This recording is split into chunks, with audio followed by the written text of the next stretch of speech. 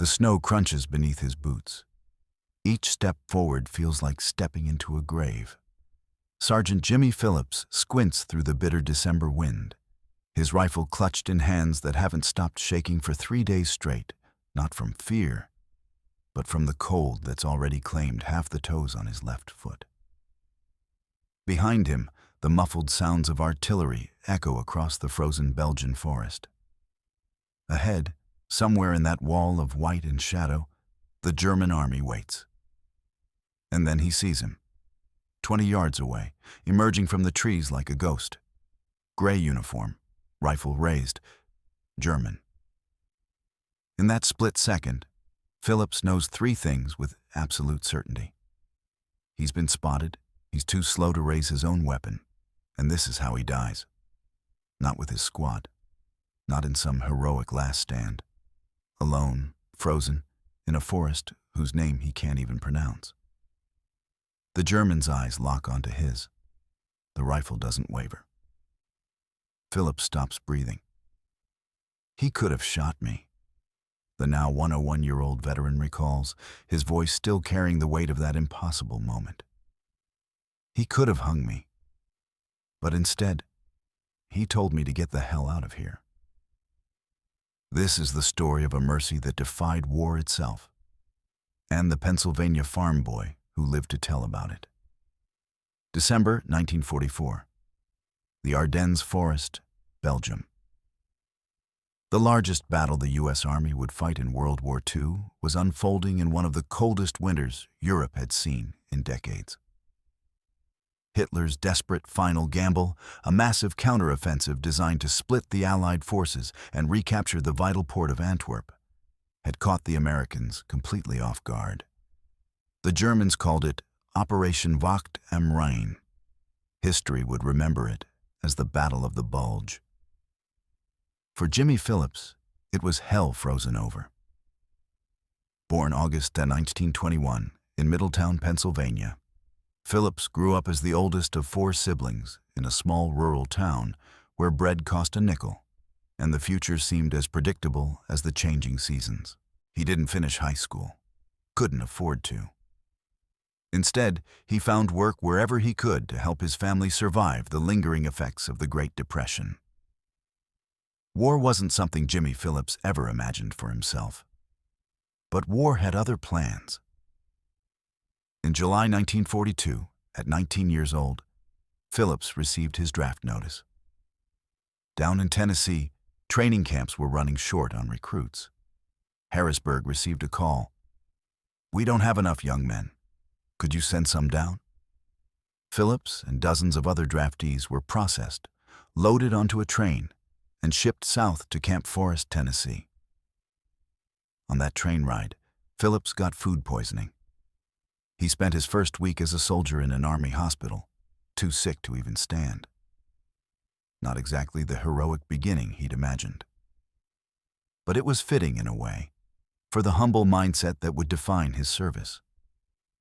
When Phillips recovered and joined the 313th Field Artillery Battalion of the 80th Infantry Division, something unexpected happened. Despite having no high school diploma, despite being what he called just a poor Pennsylvanian, he was promoted to sergeant and placed in command of a forward observation squad. "There were 3 Southern boys with me that graduated from college," Phillips would later recall, genuine bewilderment still in his voice decades later. "Why did they pick a dumb man like me?" The Army saw something Phillips couldn't see in himself. Leadership, steadiness under pressure, the kind of instinct that can't be taught in any classroom. As a forward observer, Phillips held one of the most dangerous jobs in the entire Army. While infantry soldiers at least had the comfort of numbers, forward observation teams operated miles ahead of friendly lines. Their mission: position themselves where they could see enemy movements, artillery positions, and troop concentrations. Then radio coordinates back to the big guns. 3 men, radio equipment, weapons they could carry, and miles of enemy territory between them and safety. If spotted, they were dead. If their radio failed, they were useless. If they miscalculated coordinates, they killed their own men. The margin for error was zero. The tools of their trade were deceptively simple: field glasses, maps, compasses, and radio sets that weighed 40 pounds and worked half the time. But the real equipment was sharper: the ability to read terrain, to spot camouflaged positions, to calculate trajectories in your head while German shells screamed overhead. Phillips learned quickly. Survival demanded it. For 2.5 years, he fought across 8 countries: North Africa, Italy, France. Each campaign hardened him a little more, taught him new lessons about war's brutal mathematics. He saw friends die, watched villages burn, learned to sleep in muddy foxholes with one eye open. But nothing prepared him for the Ardennes. By December 1944, the Allied advance seemed unstoppable. American forces had liberated France and were pushing toward Germany. The war, everyone agreed, would be over by Christmas. General Eisenhower had a standing bet on it. The Germans had other ideas. On December 16, 1944, in the pre-dawn darkness, 3 German armies, 29 divisions, 200,000 men, smashed into the thinly held American lines in the Ardennes forest. Entire American units were overrun before they even knew they were under attack. Communications collapsed. Supply lines were cut. In some places, the German advance punched 50 miles into Allied territory. The Americans, caught completely by surprise, reeled backward. For Phillips and the 80th Infantry Division, the order came down: move north. Now, stop the breakthrough. Hold the line. They moved into a nightmare. The temperature plunged below zero. Snow fell in sheets so thick you couldn't see 20 feet ahead. The ground froze solid. Digging foxholes meant chipping at ice with pickaxes until your hands bled. The cold was a living thing, creeping into bones, stealing breath, killing men as efficiently as any German bullet. Phillips and his fellow soldiers wore every article of clothing they owned, layers upon layers, and still shivered uncontrollably. Their boots, designed for moderate weather, were useless against the brutal cold. Trench foot and frostbite ripped through the ranks. Men lost toes, feet, fingers.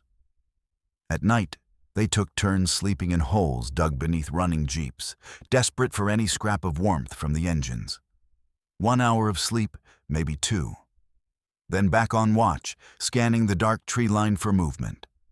Food was C rations and K rations, if they were lucky. Sometimes nothing at all. The Army had promised them turkey dinner for Christmas. It arrived 3 days late, cold and half frozen.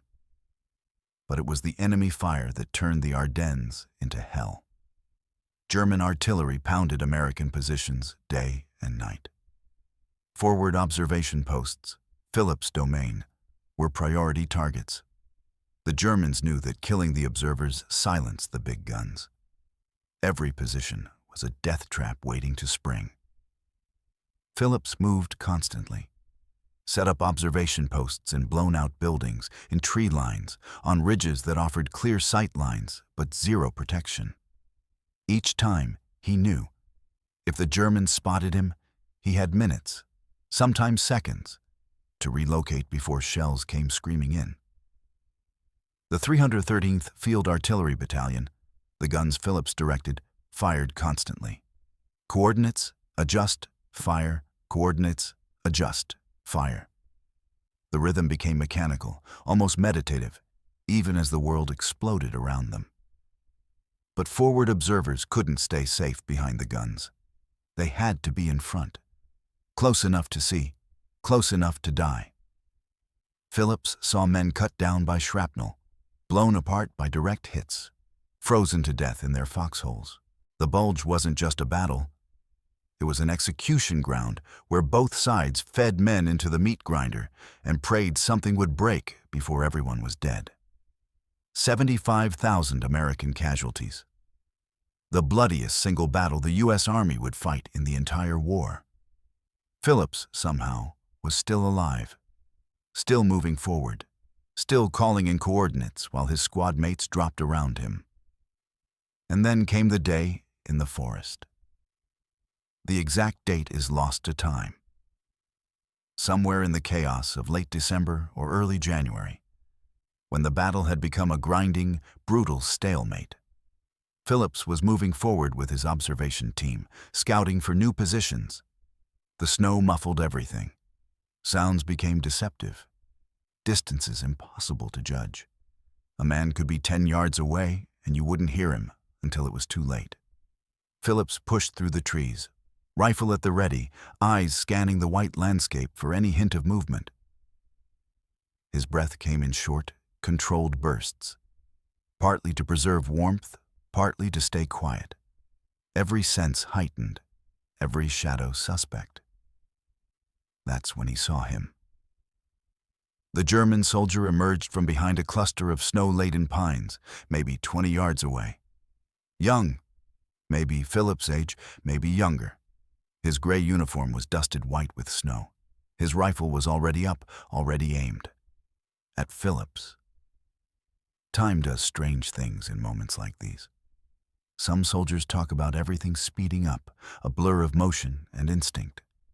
Others describe the opposite, each second stretching into infinity, every detail crystallizing with impossible clarity. For Phillips, the world stopped. He could see the German's face, drawn, exhausted, eyes that had seen too much, a 3-day beard, chapped lips, the same haunted look Phillips saw every morning in whatever broken mirror he could find. They were, in that frozen moment, identical. Two men who wanted to be anywhere else. Two soldiers who'd killed, who'd watched friends die, who'd endured cold and fear and the constant thunder of artillery. Two human beings who, in any other circumstance, might have shared a drink and complained about their sergeants. But this was war, and war allowed no such luxuries. Phillips' rifle was slung across his chest. To raise it, to even try, would take precious seconds he didn't have. The German's rifle was already aimed center mass. One squeeze of the trigger, that's all it would take. Phillips had faced death before, had felt shells explode close enough to knock him flat, had heard bullets crack past his ears. But those were impersonal deaths. Random, mechanical, acts of distant artillery crews or machine gunners who never saw his face. This was different. This was a man looking directly at him, making a choice.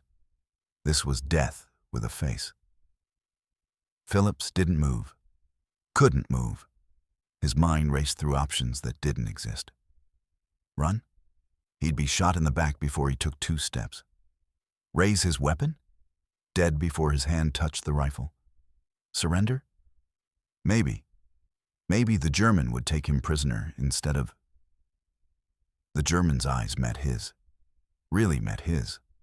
Not the mechanical target acquisition of a trained soldier, but the deep, human recognition of one exhausted soul seeing another. The rifle didn't lower, but the German's finger didn't tighten on the trigger either. Seconds passed, an eternity compressed into heartbeats, and then the German spoke. Not in German, in broken, heavily accented English. Go. One word, a command, an order, a gift. Phillips didn't understand. His legs wouldn't move. Shock, cold, fear, everything locked his muscles in place. The German soldier gestured with his rifle, not aggressive, almost urgent, like he was running out of time to make Phillips understand. Get the hell out of here. Later, much later, Phillips would struggle to explain it. The moment defied everything the war had taught him. Enemy soldiers were faceless threats. They killed you, or you killed them. That was the contract, written in blood and mud across every battlefield from Normandy to the Rhine. But in that forest, with snow falling and artillery rumbling in the distance, 2 men broke the contract. The German didn't lower his rifle, didn't turn away, didn't give Phillips any tactical advantage. He simply gave him a choice the war had stolen, the choice to walk away. Phillips, moving as if in a dream, took a step backward, then another. His hand stayed away from his rifle.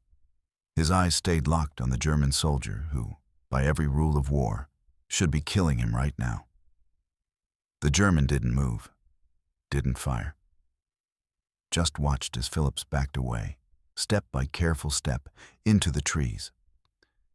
When Phillips finally turned and ran, really ran, abandoning any pretense of tactical movement, the shot he expected never came. He crashed through underbrush, slipped on ice, scrambled up a frozen embankment, and didn't stop until he was back with his unit, gasping, hands shaking, alive. His squad mates asked what happened. Where had he been? Why was he so pale? Phillips couldn't find words. Not then. Not for a long time. Because how do you explain mercy in the middle of murder? How do you reconcile a moment of profound humanity in a war designed to strip it away? How do you process being given your life back by the very person who should have taken it? The Battle of the Bulge ground on for another month. The German offensive, despite initial shocking success, ultimately failed. American forces, reinforced and reorganized, pushed back. The bulge in the Allied lines slowly collapsed. Phillips continued his work as a forward observer, calling in coordinates, directing artillery fire, moving from one frozen observation post to the next.